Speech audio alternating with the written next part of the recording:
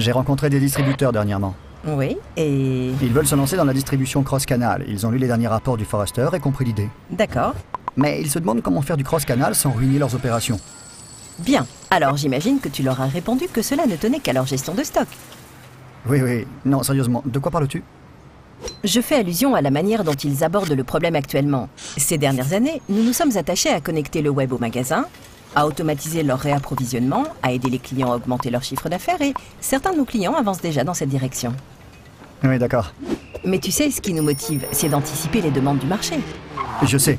Nous proposons déjà des solutions pour le retrait en magasin, la livraison directe depuis les fournisseurs et les retours en n'importe quel point de la chaîne. Mais pour moi, les gagnants seront ceux qui arriveront à satisfaire leurs clients cross-canal tout en respectant leur marge sur chaque transaction.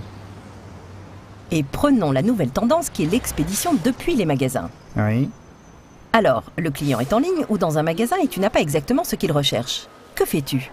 Eh bien, tu regardes ton stock sur le réseau, tu prends la commande, la vente est sauvée, le client est content. Bien. Oui, mais en fait, si tu regardes les chiffres, la transaction n'était pas rentable à cause du coût de la main-d'œuvre en magasin et des coûts d'expédition. En plus, le magasin concerné risque de se retrouver sans stock pour le prochain client qui rentrerait dans la boutique.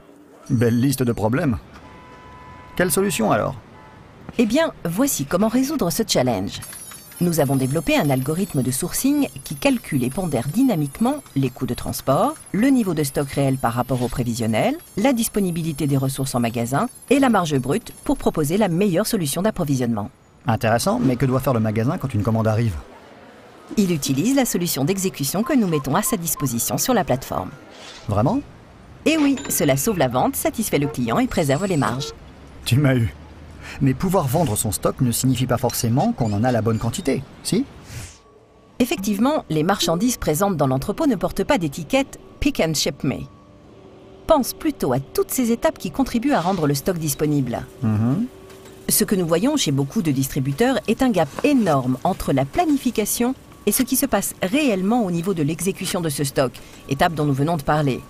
Et j'imagine que cela implique des coûts élevés de stockage, bien éloignés de la prévision, n'est-ce pas? Oui, et c'est là qu'une plateforme technologique devient incontournable. Elle associe le planning à l'exécution afin de réaliser 3 choses très importantes. Ok. Donc, il faut, premièrement, s'assurer que le réapprovisionnement soit réalisé à l'endroit où la demande est exprimée et non pas juste lors de l'envoi. Deuxièmement, gérer un stock de façon dynamique afin de l'allouer au canal qui en a le plus besoin. Et troisièmement, créer des interactions dynamiques entre le replenishment et l'order management en segmentant le stock. Attends, tu dis segmenter le stock.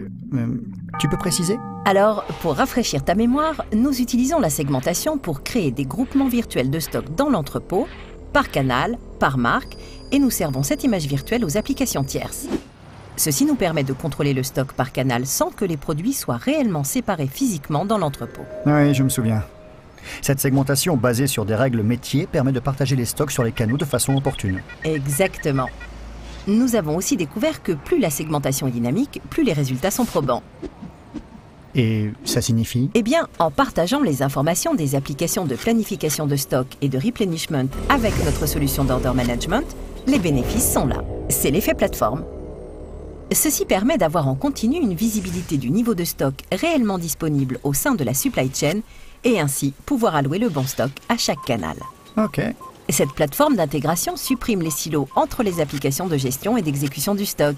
C'est pourquoi je disais, en préambule, que la distribution cross-canal était une affaire de gestion de stock. J'ai compris. Et l'élément crucial pour toute entreprise cross-canal, acheter moins et vendre plus. Non pas par canal, mais pour l'entreprise dans sa globalité. Acheter moins, vendre plus. Ils vont aimer ça. Eh oui!